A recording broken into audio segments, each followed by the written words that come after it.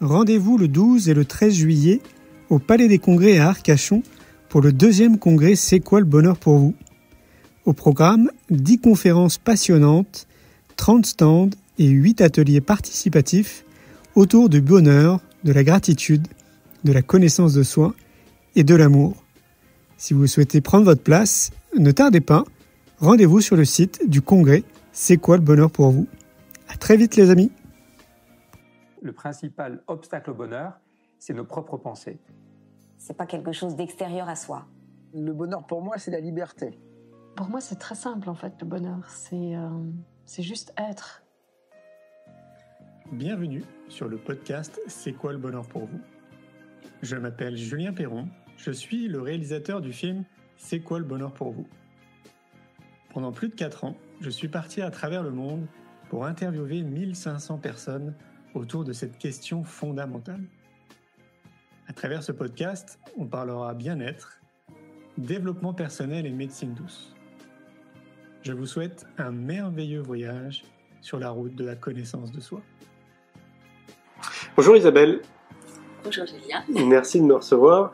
Alors on est en train de réaliser un sacré film, C'est quoi le bonheur pour vous ? On a déjà fait la 50 000 km pour ce film, plus de 320 interviews. Aujourd'hui on est à Montpellier et tu as accepté de nous rencontrer, alors merci beaucoup. Avec plaisir. Est-ce que tu peux te présenter pour les personnes qui ne te connaissent pas ?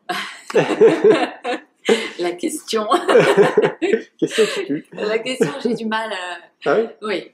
Avec la question de la présentation, pour moi, elle est. Je me présente plus facilement silencieusement. D'accord. Alors, y trouver quelques mots quand même dans ma présentation. Je suis plutôt connue. Par rapport à la façon dont je me nourris, qui est une façon assez particulière, hein, puisque je consomme très très peu d'aliments et de façon, aussi très ponctuelle. Hein. Donc c'est vrai que c'est quelque chose qui n'est pas très courant. Moi j'appelle ça se nourrir de lumière, parce que cette fréquence de vie, elle est pour moi extrêmement lumineuse. Donc voilà comment je peux le nommer. Donc on me connaît de cette façon-là, surtout de cette façon-là. Quand tu dis peu d'aliments, c'est quoi ? Alors aujourd'hui, après, il ne faut pas me demander pourquoi, j'en sais rien, mais ça va être des amandes grillées, des algues, hein, si j'en ai envie, de la salade verte, et puis des mangues séchées qui ont apparu depuis peu dans mon alimentation. D'accord. Voilà, c'est des choses très, très spécifiques et c'est vraiment quand j'en ai envie. C'est pas une question d'avoir faim, c'est parce que j'adorais manger et puis petit à petit c'est venu comme ça, l'alimentation ça a vraiment diminué et depuis longtemps je mange vraiment que ce qui me fait plaisir, ce qui me fait plaisir et ce qui fait du bien à mon corps, ça va ensemble. Donc dès que j'ai envie de manger quelque chose, c'est une envie, c'est pas un besoin. Hein. Donc pour moi aujourd'hui, et ça fait je pense des années, je suis peut-être née comme ça, mais j'ai pu expérimenter ça plus tard, mais ça fait des années que pour moi c'est ça doit être un plaisir de manger et pas un besoin. Donc j'ai aucune croyance par rapport à une histoire de carence ou qu'il faut manger ci ou ça. Et je suis, ce qui me donne envie de manger et ça me laisse dans une énergie toujours agréable, légère, en forme, en bonne vitalité, eh bien c'est ça que je consomme. Mais aujourd'hui, je sais, ça fait des années que je n'ai pas besoin de manger pour vivre. Ouais, c'est intéressant, ça veut dire que tu écoutes ton corps. Oui, c'est ça. Il y en a qui pourraient appeler ça de l'instinctothérapie, là. Je sais pas, quelque chose comme ça s'appelle. Ouais. Voilà. En fait, c'est laisser le corps sait. En fait, le corps, il sait depuis la naissance. Dès la naissance, un bébé est conçu pour savoir exactement, pour sa survie, il sait exactement ce dont il a besoin. Mais dès tout petit, dès la naissance, on lui fait oublier ou on l'empêche de rester en contact, en fait, avec les besoins de son corps véritable. C'est vrai. Donc il y a tout un rôle éducatif. Oui, c'est ça. aujourd'hui, et je pense que de nombreux enfants aujourd'hui sont là, depuis déjà plusieurs années, quasi tous les enfants qui naissent, même si c'est depuis très longtemps, mais là c'est encore plus fort, ils invitent leurs parents à se nourrir autrement. Et j'ai un exemple très comment dire, présent dans mon histoire. C'est par rapport à ma fille, qui pour sa deuxième petite fille, sa deuxième fille qui est, dès qu'elle a été enceinte, ma fille qui se nourrissait de façon classique, depuis qu'elle avait quitté la maison, surtout. Et bien là, dès qu'elle a été enceinte de sa deuxième, elle n'a plus pu manger un morceau de viande. Et plus les mois passaient, moins elle pouvait manger des aliments qui lui correspondaient, de ce qu'elle mangeait plutôt avant. Et elle s'est même retrouvée, chose qu'elle ne faisait pas, dans les magasins bio. Elle me téléphoner, elle était enceinte de 6 mois à peu près, en me disant maman, ça devient grave. Elle dit je ne trouve plus que des aliments qui me font plaisir dans les magasins bio, alors qu'avant elle ne voulait pas en entendre parler de ça. Donc elle me disait je ne sais pas ce qu'elle me fait cette petite, parce qu'elle savait déjà que c'était une fille. Elle dit je ne sais pas ce qu'elle me fait, mais elle est en train de, comme elle sentait, ma fille, que la petite en tout cas allait se nourrir différemment. Bon. Quand elle est née, elle n'a pas eu envie de l'allaiter, que la première non plus d'ailleurs, donc elle lui a donné le biberon. Et chose étrange, c'est que cette petite, elle m'a raconté, ma fille au moins jusqu'à ses 2 ou 3 mois, dès qu'elle était dans mes bras, elle cherchait à téter. Alors que généralement, les bébés, les premiers jours, ils vont peut-être chercher, mais une fois qu'ils ont le biberon pendant quelques jours, après, c'est fini. Ils ne vont pas chercher le sein. Et là, elle continuait à chercher, au moins 3 mois après. Donc, c'était assez... c'est quand même... voilà. Et puis, au bout de 15 jours, la première semaine, elle a pris le biberon quand même sans problème. Et après, elle s'est mise à hurler, jour et nuit, à rendre sa famille folle. Okay. Épuisés, au bout de 15 jours, 3 semaines, ils ont vraiment décidé, après avoir expérimenté des tas de lait maternisés classiques, et bien ils sont passés au lait de riz. Voilà, j'ai attendu qu'elle me demande conseil, ou sinon je ne dis rien. Et là, elle m'a, elle était inquiète, mais je lui dis, écoute, essaie éventuellement du lait végétal, peut-être que, puisque tu as tout expérimenté, qu'est-ce que tu risques? Donc elle a osé, et en moins de 12 heures, ça a été terminé. Intéressant. En moins de 12 heures. Donc sa fille, c'est juste pour illustrer ce qu'on disait au départ, c'est l'enfant éduque les parents aujourd'hui. Si les parents veulent bien écouter les enfants, alors des enfants plus ardus que les autres, et je remercie cette petite fille d'être aussi perspicace pour montrer en fait à ses parents qu'il y a une autre aussi façon de se nourrir, et que l'enfant sait. Mais c'est vrai que chaque enfant est différent, et dans la même famille, il y a un enfant qui va très bien accepter le lait de vache, manger des laitages, etc. Et d'autres pas du tout. Il y a des enfants qui vont adorer la viande, et d'autres qui ne vont pas la supporter dès le départ. Et je connais quelqu'un de ma famille aussi, tout petit, il voulait manger que des yaourts. Et pendant plusieurs années, il voulait se nourrir que de yaourts. Donc ça nécessite quand même d'être à l'écoute de l'enfant. Oui. Ouais. Non seulement être à l'écoute, mais avoir confiance. Parce que là, on vient toucher les croyances extrêmement puissantes et ancrées, qui font que si l'enfant n'a pas une nourriture variée, et s'il ne mange pas ça, ça et ça, il risque... Ouais, alors c'est intéressant, parce que ça remet en question aussi beaucoup de choses, du coup, parce que ça remet en question l'alimentation, mais ça remet en question aussi l'éducation qu'on peut apporter à nos enfants. Ben oui. Je ne sais pas si tu es au courant, on a envie de créer une école, l'école de la vie. Oui. Parce que voilà, l'idée c'est justement, je trouve que l'éducation nationale est totalement has-been. Montessori, Steiner, Freinet, c'est très bien ce qu'ils font, mais il y a des limites aussi maintenant. Et ça correspond à ce que tu dis, c'est-à-dire que les enfants sont 10 fois plus éveillés que ce qu'on pouvait l'être nous à l'époque. Et oui, ils nous apprennent énormément de choses, donc c'est à nous de les accompagner et d'être présents avec eux. Ouais. Moi, je me suis jamais sentie maman. Je me suis toujours sentie accompagnatrice en fait d'un petit être qui a besoin momentanément d'une structure, d'un accompagnement en fait. Mais un accompagnement à ce qu'il découvre par lui-même, la puissance de ses ailes, toutes ses capacités en fait. Et puis Voilà, qu'après, il puisse quitter le nid avec justement tout son potentiel. Tout ce qu'on ne fait pas à l'éducation nationale. Ben non. Moi, je sais que dès toute petite, j'ai énormément souffert à l'école. Ouais, c'est pareil. Ah oui, j'ai vraiment souffert et galéré. Et à 16 ans, je pleurais encore pour aller à l'école. Et quand j'étais petite, j'avais mal au ventre tous les jours. Je me demandais ce que je faisais là. Ouais. Ça m'étonne pas. Ah oui. Ouais, ça m'étonne pas. Moi, c'était CM2 où j'ai eu cette sensation qu'on me mettait à l'écart, que je rentrais pas dans le moule. Et donc, du coup, progressivement, tac, j'ai dû m'imposer de rentrer dans le moule pour pas justement souffrir. Ouais. Ouais. Moi, je sais pas si j'ai réussi. Ça te rattrape au bout d'un moment. Oui, je m'adapte. Ouais, voilà, c'est ça, adapté. Ouais, voilà, je m'adapte facilement.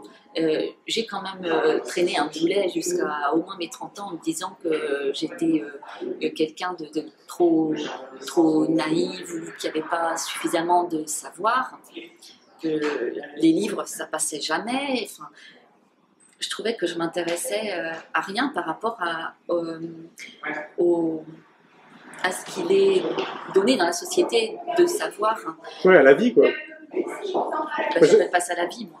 Moi, j'avais pas l'impression d'apprendre la vie, justement. C'est ça. Ouais, voilà. Et dès lors que moi, j'ai quitté tout ce circuit-là, j'ai été travailler quand même, mais je veux dire, quitter ce circuit d'apprentissage à l'école, je me suis dit, ça y est, j'arrive enfin dans ce que j'ai envie, ce que j'appelle plus l'école de la vie.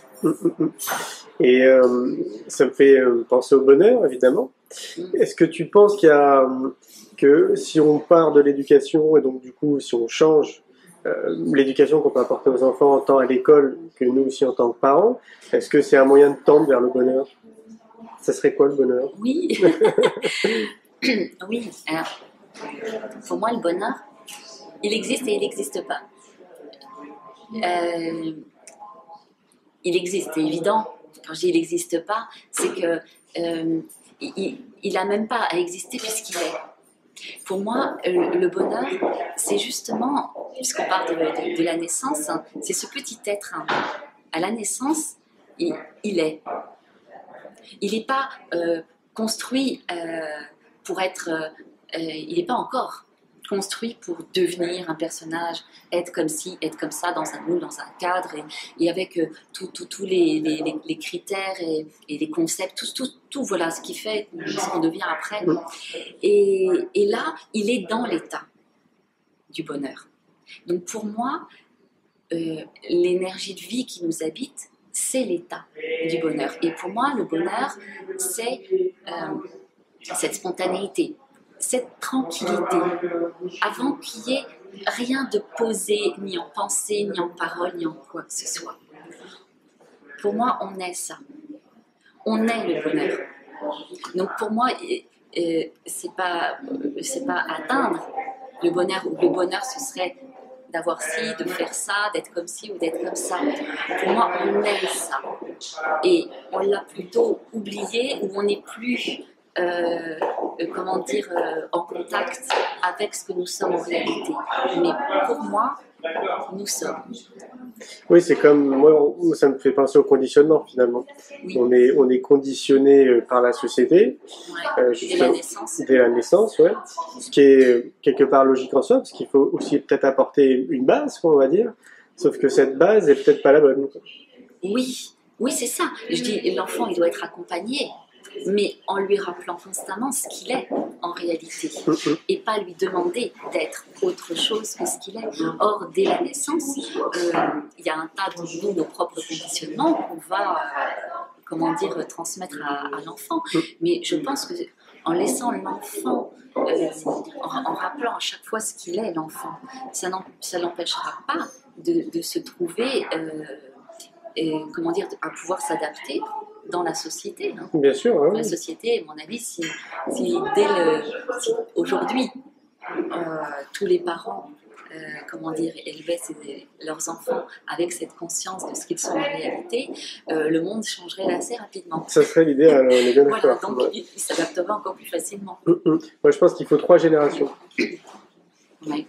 C'est-à-dire que si les enfants de nos enfants, etc., vont dans ce sens-là, en 3 générations, c'est bon. Et il y a, alors je sais plus si c'est un moine ou un poète qui disait que si on apprenait la méditation à des enfants de moins de 8 ans, il n'y aurait plus de guerre dans le monde. Voilà un bon exemple aussi, ouais. Oui, mais si on laissait vivre les enfants sans leur parler de méditer, hein, on les laissait vivre par eux-mêmes, leur méditation est naturelle. Ah oui, oui, c'est clair. Puisque pour moi, la méditation, c'est plus être présent à ce qu'on fait dans l'instant, tout le temps. Et là, pour moi, il n'y a même plus besoin de ce concept de méditation. Pour moi, la méditation, elle est un support pour retourner vers ce qu'on peut appeler le bonheur, ce que moi j'appelle un état de tranquillité. Oui, on appelle ça aussi être en pleine conscience. Oui, oui. Ou être en conscience. Oui, pleine conscience, mais ça va même au-delà. Il n'y a plus de mots. Ah oui, d'accord. Ouais, c'est un état. Oui. Difficile aussi quand même d'être dans cet état tous les jours. Oui et non. Aujourd'hui, on va dire c'est difficile par rapport à justement tout notre conditionnement. Mais si l'enfant est laissé dans son état de tranquillité et accompagné dans ce sens, voilà, je dis effectivement, il n'y aurait plus de guerre. Ah non, la vie gagne, ça c'est sûr. Après, la question se pose, c'est comment ils intègrent après la société. Parce qu'on est quand même dans une société qui est pas du tout tournée autour de ça. On se pose des questions, on se dit, ben voilà, si les enfants sont élevés dans ce sens-là, comment ils font après pour intégrer la société? Parce qu'à un moment donné, ils vont forcément quand intégrer. on est dans l'état de tranquillité, on peut tout intégrer. Quand on est dans l'état de tranquillité, tout est... c'est comme si, enfin c'est comme ça que moi je le vis, on danse avec le tout. Il n'y a plus une notion de bien ou de mal. Il n'y a plus une notion de faudrait mieux faire comme ci ou comme ça. Il n'y a même plus une notion de but à atteindre. Je vois. Donc, du coup, pour moi, je m'adapte très facilement. Partout, peu importe la condition, il n'y a plus de condition. Donc, pour moi, l'enfant, au contraire, il s'adapterait d'autant plus facilement qu'il ne porterait plus aucun jugement sur quoi que ce soit. Et pour moi, de ne porter aucun jugement sur quoi que ce soit, elle va en plus amener une fréquence qui va apaiser aussi le monde. Évidemment, de cette façon-là. Oui, on peut se dire que justement, comme il aurait le bagage nécessaire qui lui permettrait aussi certainement d'avoir le recul nécessaire sur la société. C'est ça. Ça lui permettra encore mieux justement de s'adapter dans la société. Ouais. Oui, et de créer, à partir de cet état de tranquillité qu'il est, eh bien, de pouvoir faire son chemin. Et je dis, ce sont les enfants d'aujourd'hui, puisque moi j'ai des jeunes qui viennent en consultation, beaucoup de jeunes qui ont entre, on va dire, 15 et 25 ans, et je leur dis, c'est vous le monde de demain.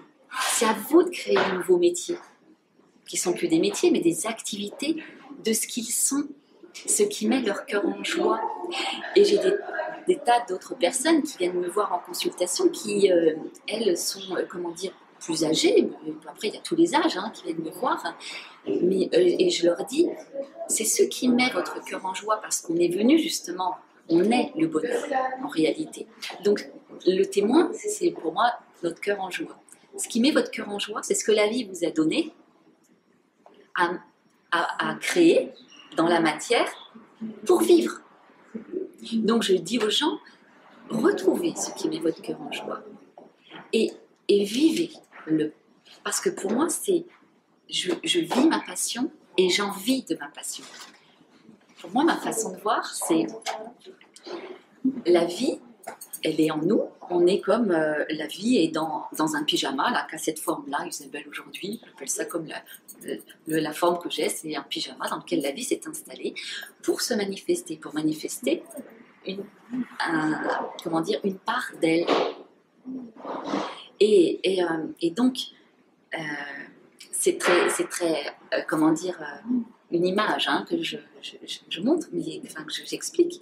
Et la vie, elle peut être visible à travers notre pyjama. Donc, si elle a une spécificité pour chaque... Comme pour moi, la vie, elle est infinie. Elle peut, et c'est ce qu'elle montre, elle se manifeste, à chaque fois qu'elle se manifeste dans la matière, elle est unique. Elle manifeste des formes uniques. Pourquoi? Parce qu'elle est infinie, illimitée, et elle peut créer à l'infini, à l'illimité. Et elle nous le montre. Chaque humain, est différent aussi. Et donc, en nous, en chacun de nous, il y a quelque chose de spécifique qu'elle nous invite à mettre. Moi, je suis d'accord avec ça. Par contre, ça peut être compliqué pour une majorité de la population. Donc de le comprendre, ça, ils le comprennent. Par contre, de trouver les outils qui vont leur permettre de révéler leur plein potentiel, ça, c'est déjà plus compliqué.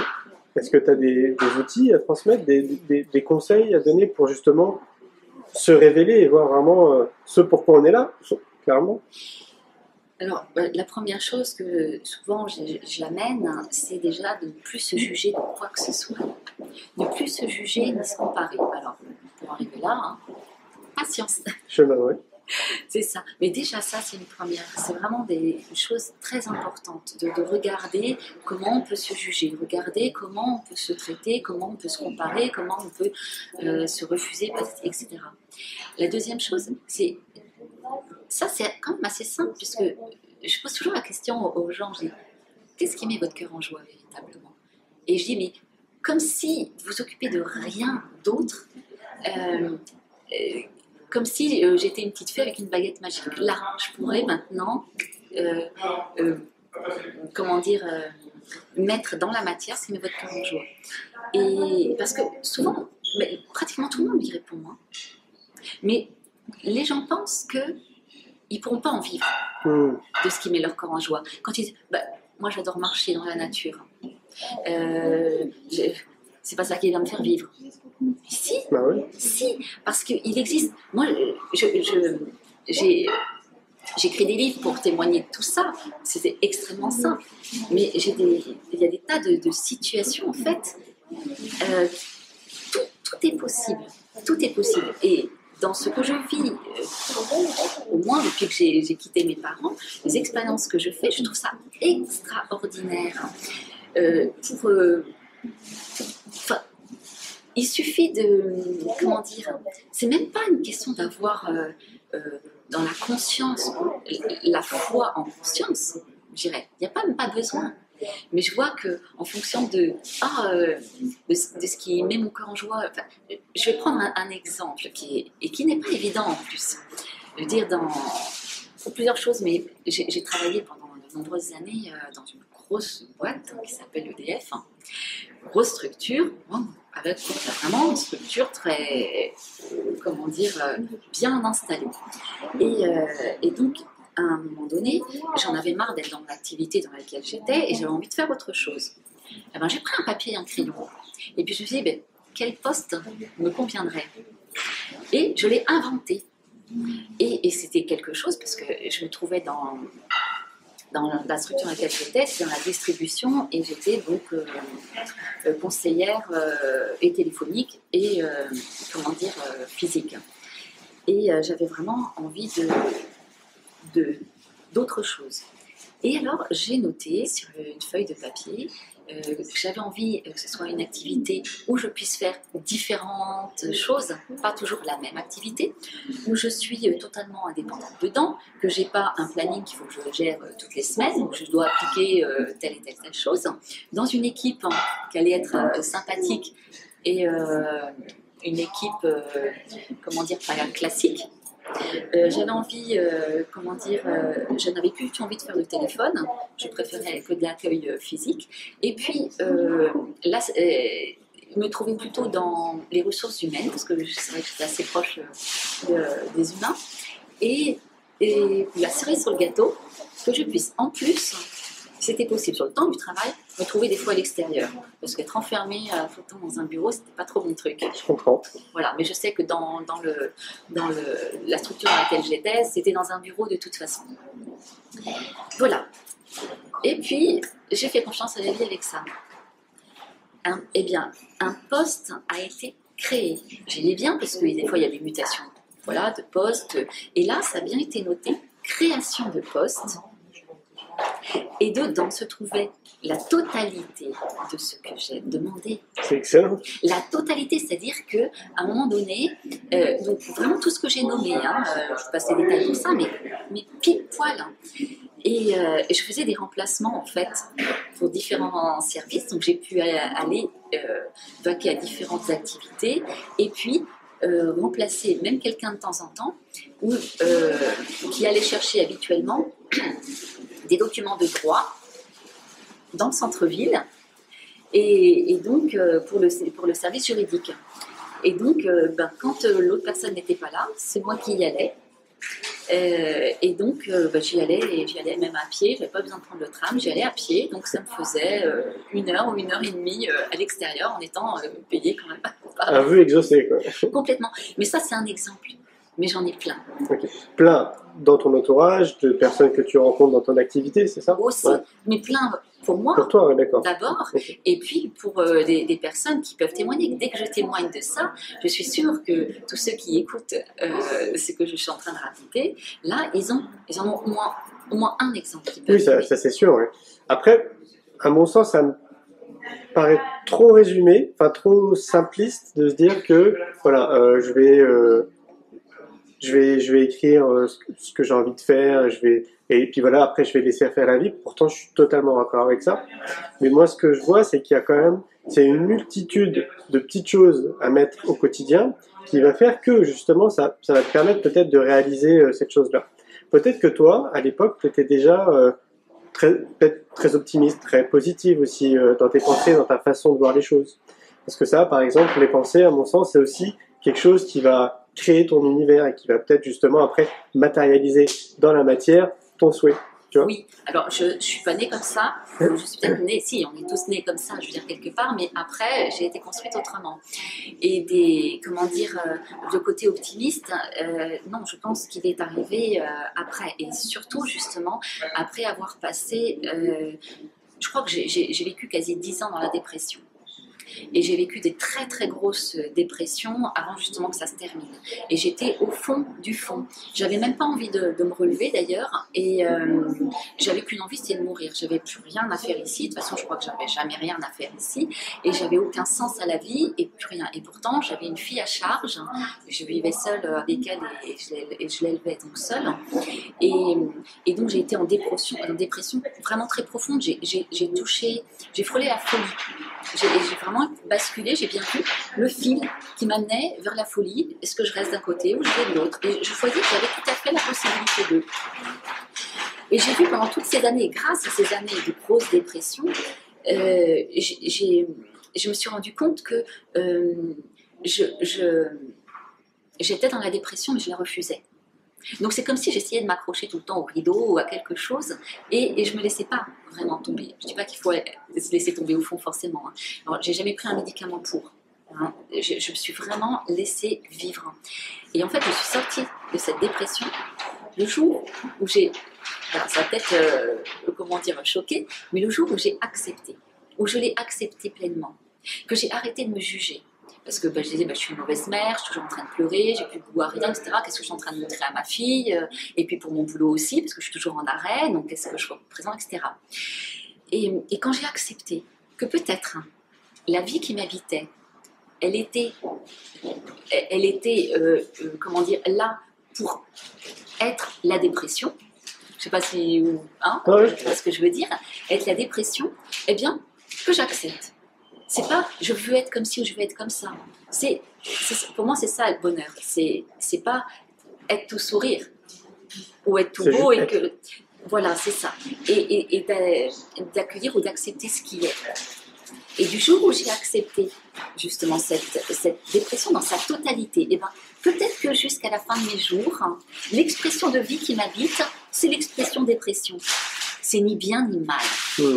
C'est ce qu'on appelle aussi du lâcher prise. Oui, mais moi, le lâcher prise, j'en ai tellement entendu parler. Oui, mais lâche prise, lâche prise, lâche prise. La culpabilité que je me suis ramassée derrière, parce que je ne sais pas comment faire. Ouais. Que oui, c'est bien, je vais mal, hein. On n'arrête pas de me dire lâche prise, et même ça, je ne suis pas capable de le faire. Ouais. Et ça, il y a une espèce de morale aussi derrière ça. C'est intéressant parce que c'est un vrai message d'espoir, ce que tu es en train de nous expliquer. Oui, ouais. Oui, et je sais que je rencontre de nombreuses personnes qui vivent des dépressions, et je dis que c'est un bonheur. Parce que la dépression, justement, c'est enlever la pression. Et si on a une pression trop forte, c'est que le chemin qu'on est en train de suivre, il ne convient pas du tout à ce que nous sommes. Et donc, ça permet... La dépression, elle est une invitation, et elle est plus qu'une invitation, parce que pour moi, je dis qu'au niveau cellulaire, c'est une déprogrammation pour justement vivre autre chose. Donc moi, j'ai des gens qui viennent me voir qui sont en dépression, ce qu'ils appellent la dépression, je leur dis, génial. C'est vrai, parce que c'est une bascule qui va amener vers autre chose. Et moi, ça m'a complètement aussi fait basculer. Et donc, d'accepter d'être ce qu'on pourrait appeler au fond de la piscine, eh bien, m'a fait comme renaître. Vraiment comme le phénix qui renaît de ses cendres. Quand on accepte comme de mourir, eh bien, après, la nouvelle naissance... Elle a plus tous les repères, elle a plus tous les concepts, elle a plus toutes ces boîtes dans lesquelles on s'enferme, on s'est enfermé. Ça n'a plus prise. Ah oui, je suis entièrement d'accord avec ça. Donc c'est pour dire que non, j'ai pas grandi dans une famille positive, avec de la conscience, avec de la spiritualité, rien du tout, rien. C'est vraiment, pour moi, jour après jour, dans ce rien du tout, dans ce vide, dans ce no man's land, que c'est vraiment ça que je dirais que ça a poussé. Et c'est pas en apprenant quelque chose à droite et à gauche non plus, c'est avec mon quotidien. Quand on est dans le plus rien du tout, plus de jus, plus envie de rien, et ben il n'y a plus rien à quoi se raccrocher. Alors je dis, si peut-être je me suis pas raccrochée, je me suis dit un jour, alors peut-être un support, c'est bon, trouver une chose par jour, entre guillemets, positive dans ce rien. Et pour moi, j'ai commencé à prendre donc un agenda et à essayer d'écrire quelque chose de positif dans ma journée le soir avant de dormir. Et ça a été aujourd'hui, j'ai vu le ciel. Parce que tout était gris. T'étais où? Avant. À Nantes. À Nantes. Ouais. Donc, dans la dépression, tout est en noir, blanc ou gris. Hein. Pour moi, c'était ça. Comme si j'étais dans une cave où il n'y avait quasi plus de lumière. Et là, c'était... Ah, j'ai vu le ciel. Donc, je reprends contact avec l'extérieur, qui est aussi du coup une partie de moi. Puis après, c'était je vois le ciel bleu, je commence à avoir de la couleur. Mais au tout début, c'était un mot que je mettais. Mais c'est vrai, mettre un mot, c'est quand même important. Oui, il y a un thérapeute qui le dit, de mettre aux 3 kiffs par jour, tous les jours. Ah oui. Ouais. Je trouve ça intéressant parce que ça te permet justement de voir que finalement dans la journée, il s'est passé plein de choses positives. Oui, oui, parce qu'au bout de plusieurs mois, je pouvais remplir une page. Voilà, c'est ça, ouais. Ouais, c'est un vrai message parce que j'imagine que ça concerne énormément de personnes. Oui. Tout en partant du postulat qu'il y a justement beaucoup de personnes qui travaillent de manière purement alimentaire et qui ne sont pas justement dans un métier qui les élève, on peut dire oui, spirituellement comme on veut, mais en tout cas qui correspond vraiment à ce qu'ils sont. Oui, alors moi j'étais dans un travail purement alimentaire. Et ce travail purement alimentaire, je l'ai quitté, j'ai pu le quitter que le jour où j'ai été totalement en paix avec ce travail alimentaire. Ah, ça ne m'étonne pas. Donc, quand je n'ai plus voulu partir parce que je voyais plus ce que j'avais, parce que je trouvais inintéressant ou que je ne pouvais pas être ce que je suis en réalité. J'ai essayé une première fois. J'ai quitté, j'avais la possibilité, grâce à cette entreprise, de prendre une année sabbatique. J'ai pris cette année en me disant, cette année sabbatique-là, je l'avais prise en me disant, je ne remettrai pas les pieds. Parce que je me disais, je ne peux pas être vrai. Je ne peux pas être ce que je suis dans ce milieu. Eh ben, la vie m'y a ramené merveilleusement bien un an après. Au fil des mois, j'ai bien senti que je n'avais pas terminé. D'accord. Et en fait, c'est comme la dépression. Que lorsque je me suis trouvée en totale paix, tranquillité, avec le fait que, ok, je suis là, c'est un travail alimentaire. Et comment est-ce que je peux être vrai, être moi-même dans ce travail alimentaire? Et pour moi, j'ai comment est-ce que je peux rester le cœur en joie et même me ressourcer? Il suffit de, entre guillemets, se poser la question à l'intérieur de soi et la réponse va venir. Parce que pour moi, s'il y a la question, c'est que la réponse existe déjà. Forcément. Sinon, il n'y aurait pas la question. Eh bien, je vais prendre quelque chose de très, très, comment dire, concret aussi. Comme j'avais été en dépression de nombreuses fois les années précédentes, j'étais arrivée dans un placard. On m'avait mis dans un placard. Donc je faisais des activités qui étaient somme toute pas très intéressantes, enrichissantes, et qui, si j'avais envie de nourrir mon mental un peu égotique, je me suis dit, c'est vraiment pas valorisant.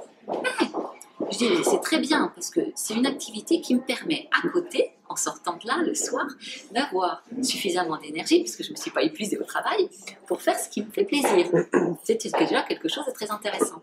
Et la deuxième, je me suis dit, bon, pendant mon activité, j'avais plusieurs matinées ou après-midi par semaine où je devais scanner des documents. C'était vraiment passé, puisqu'on devait faire 0 document à circuler dans l'entreprise. Donc tout devait être, tous les courriers qui arrivaient, tout ce qui est arrivé, tout ce qui arrivait dans l'entreprise devait être scanné. Et après, c'était plus que sur informatique. Donc il fallait des personnes pour faire ça. Donc moi, je faisais partie du lot, du mauvais travail.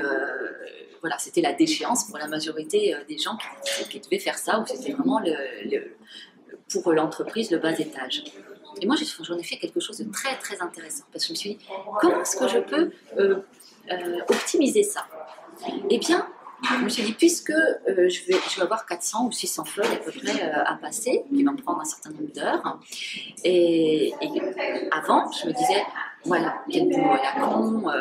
Effectivement, c'est pas comme ça que moi, je vais me nourrir et que je vais, entre guillemets, évoluer, avancer, patati patata.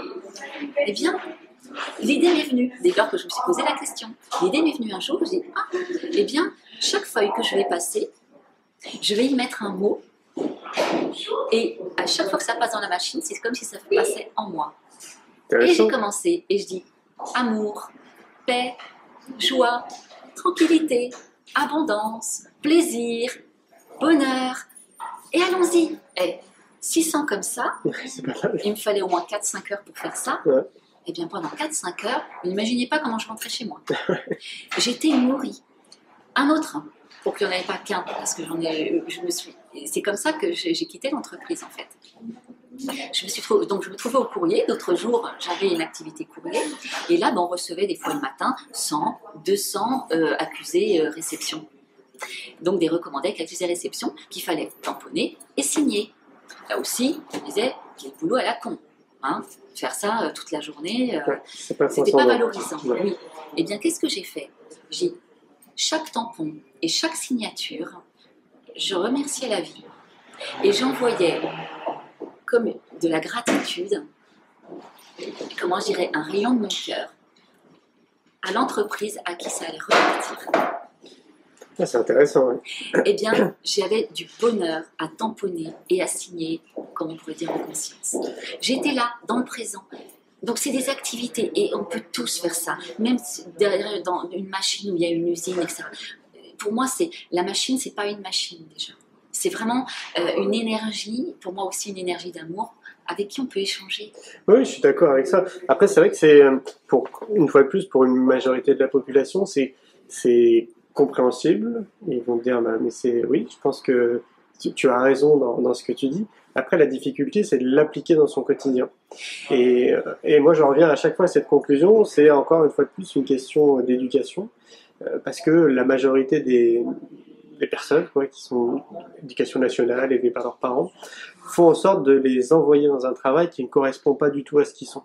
Parce qu'on leur dit, voilà, il faut que tu fasses bac plus 5, bac plus 7, bac plus 8, etc., que tu sois avocat, cadre, machin, parce que c'est génial, c'est comme ça dans la société. Mais au final, ils ne sont pas du tout dans ce qui les anime profondément. C'est ça, ils savent des tout petits. Mais voilà, c'est ça. Alors, t'imagines, toi, le trajet que tu as fait, on ne peut pas considérer que ça soit recommandable. Si on pouvait éviter la dépression, ça serait bien, quand même. Oui, ouais, bien sûr. Ça. Et je me dis que pour les personnes qui sont dans cet état, alors en dépression, pas bien dans leur job, etc., ils vont se dire, oui, c'est vrai, tu as raison, il faudrait que j'essaye de trouver quelque chose qui aille dans ta direction, mais comment leur apporter un déclic? Peut-être que ça va leur apporter un déclic quand ils vont t'entendre. Je pense déjà, puisque dans mes consultations, les personnes qui viennent en dépression, pour dépression est des fois importante, il n'y a pas 3 séances et c'est terminé. D'accord. Il y a vraiment quelque chose qui se passe. Génial. Et parce que déjà, pour moi, et ça c'est justement l'essentiel, c'est que dès tout petit, on leur demande d'être autrement que ce qu'ils sont. Et moi je leur dis, mais vous êtes parfaits comme vous êtes. Et c'est dans cet accueil-là prioritaire que petit à petit il y a quelque chose qui va venir d'eux-mêmes. Je comprends qu'un support extérieur puisse être intéressant, servir et faire peut-être que ça aille plus vite. Mais en quoi ça peut être intéressant que ça aille plus vite? C'est clair. Et que s'ils sont en dépression ou pas bien, parce que j'en ai aussi beaucoup qui viennent me voir, qui sont justement pas bien dans leur travail. Et que, comme moi je pouvais être, et qui disent oui, franchement, voilà, ils aspirent à se retrouver avec d'autres personnes qui sont dans la même mouvance, ou voilà, qui pensent comme toi et moi aussi. Et moi je leur dis, et je pense à cette notion-là, je dis, à la lumière justement, je dis, mais vous êtes dans la conscience, parce que je rencontre des personnes qui sont dans cette conscience, dans tous les métiers, à n'importe quel poste. Et je trouve ça extraordinaire. Parce que justement, je leur dis, et ça leur ramène, enfin, je dirais ça, leur petite veilleuse devient un magnifique feu. Rien quand je leur dis ça. Donc, je leur dis, là où vous êtes dans la conscience, vous êtes dans une certaine conscience, donc vous êtes conscient de la lumière que vous portez. Mais si je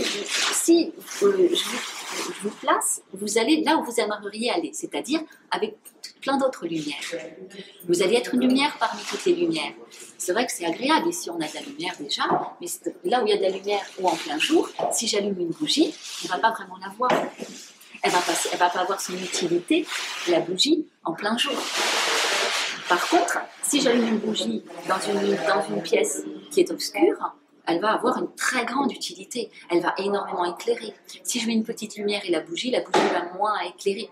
Elle éclaire toujours autant, bien sûr, mais elle va être moins utile s'il y a une autre lumière qui est déjà là aussi. Donc, pour toutes ces personnes qui sont dans la conscience et qui sont dans un endroit comme moi où je pouvais être, où je me disais, c'est pas là que je peux vraiment m'épanouir, eh bien, je dis moi que la vie a placé de façon absolument merveilleuse les êtres qui sont dans la conscience, qui sont une lumière, qu'ils reconnaissent leur propre lumière et qu'on les place dans des endroits où il y a l'obscurité, justement, entre guillemets, ce qu'on appelle l'obscurité, c'est-à-dire les gens qui ne sont pas encore véritablement dans la conscience. Parce que justement, ils vont être une lumière qui va servir utile. Et si ils veulent bien,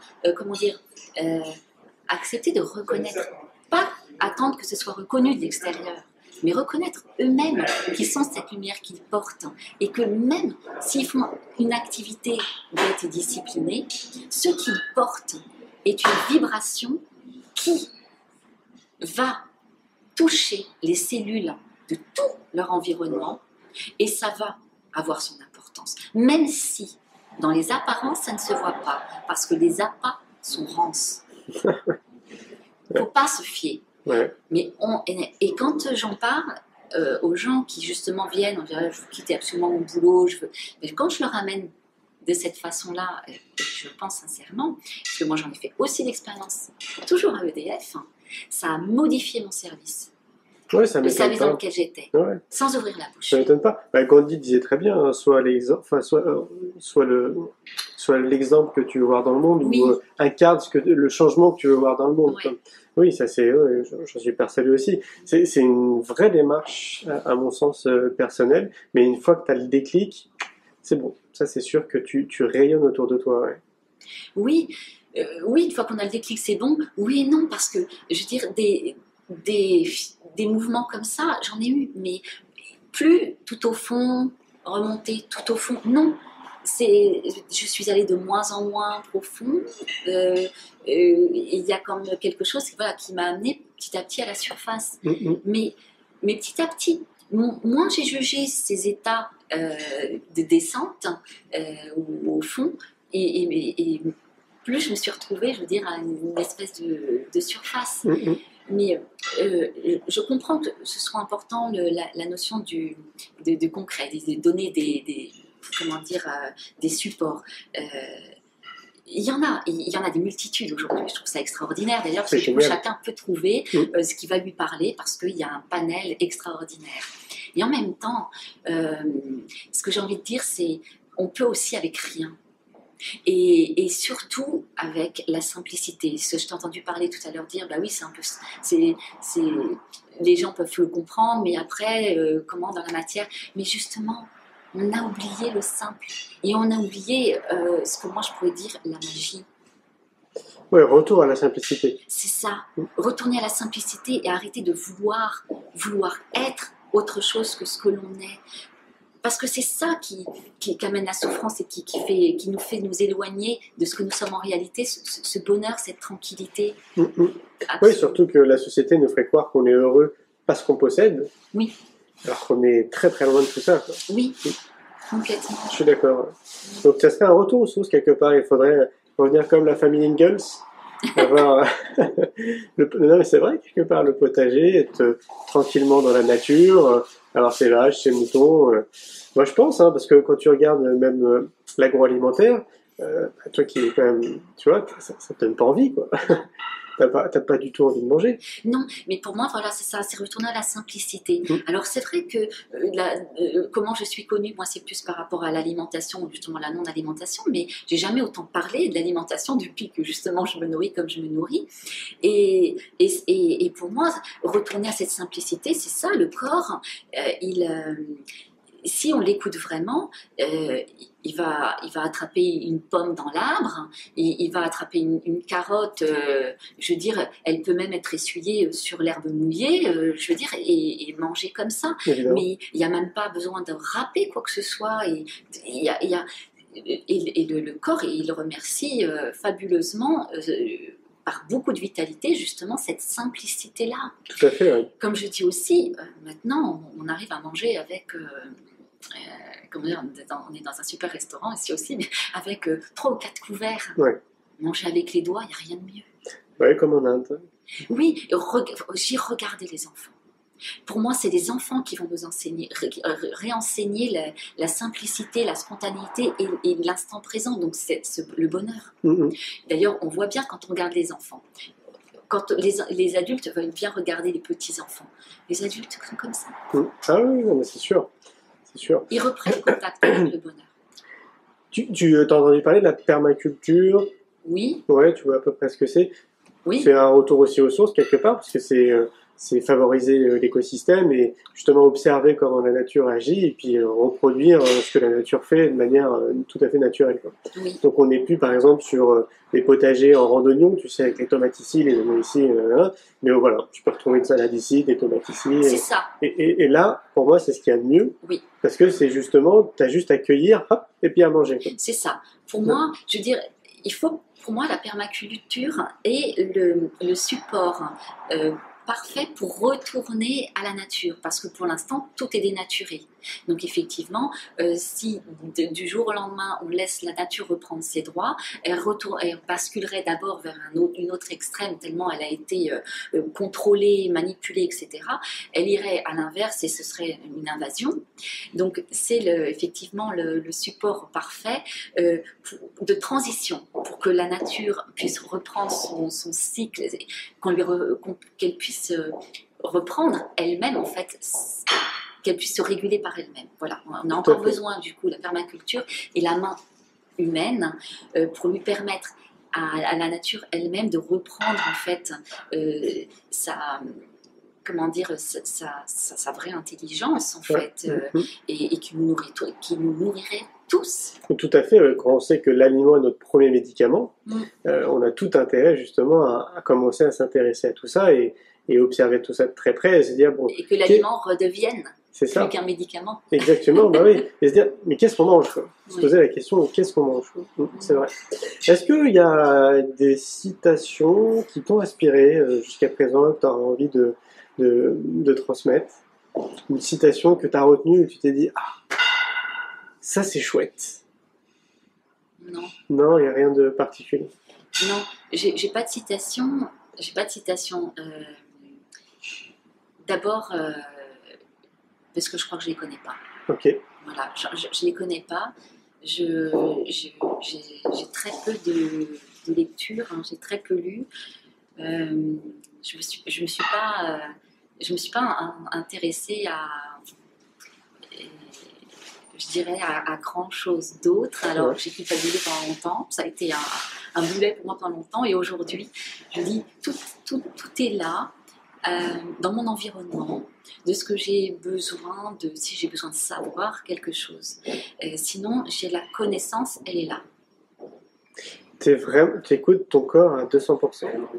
Je ne sais pas si je l'écoute à 100%, mais en tout cas, c'est le chemin qui me convient le mieux et qui me touche le plus. C'est cette richesse. Oui, cette richesse est partout, là où on se trouve. Et grâce au fait que je me sois trouvée aussi, pas que dans la dépression, mais dans une précarité financière importante qui m'a valu me trouver 3 fois dans la rue, je pense que j'ai... Et en même temps, j'ai côtoyé des gens qui avaient aussi beaucoup d'argent ou qui pouvaient faire ci et ça, comme spirituellement, s'en aller dans des pays ou dans des lieux sacrés, etc.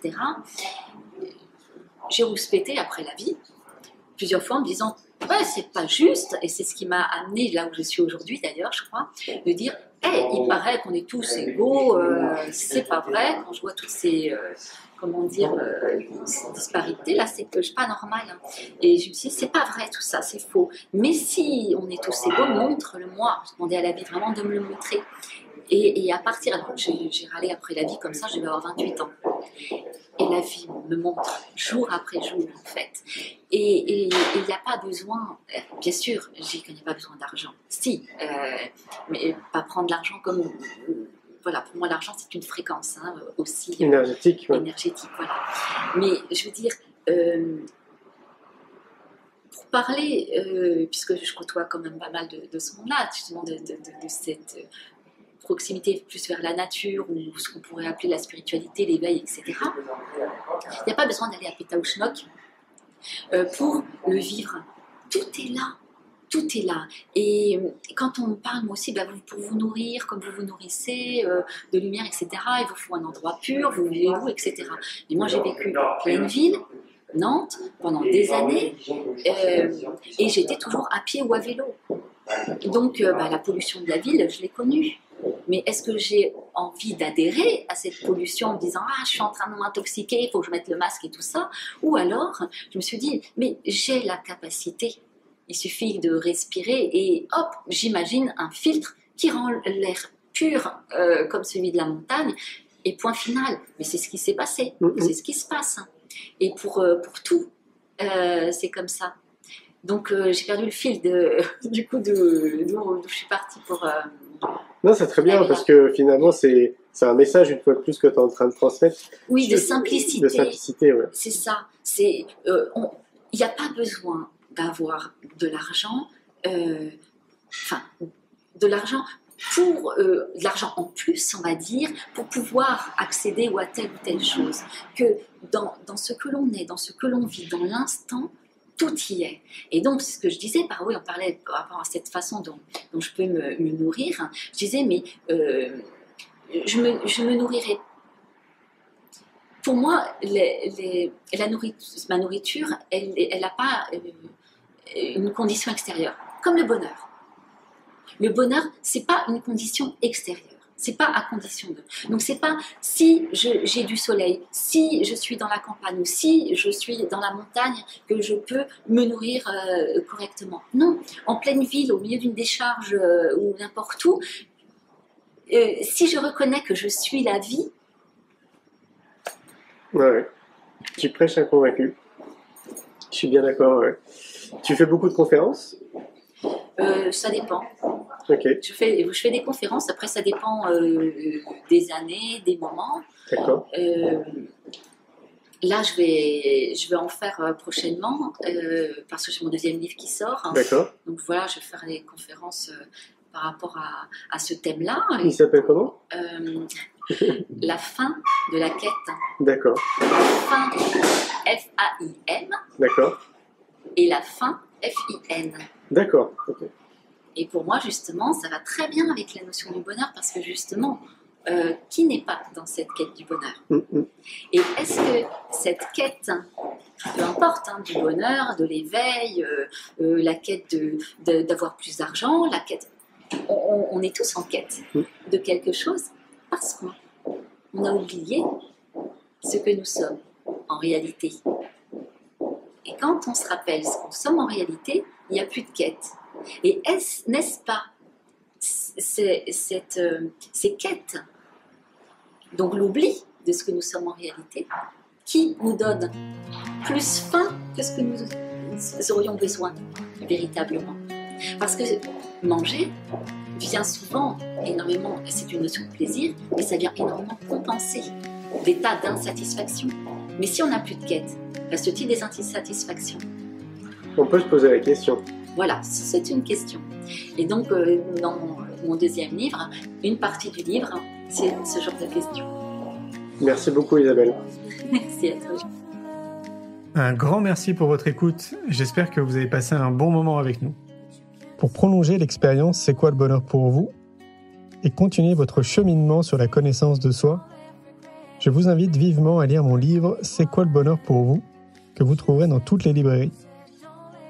Jouez et amusez-vous avec le jeu de cartes, entre amis, avec des inconnus, dans le monde de l'entreprise, à l'école. Regardez le film C'est quoi le bonheur pour vous. Et surtout, prenez soin de vous. Je vous souhaite un merveilleux voyage vers vous-même.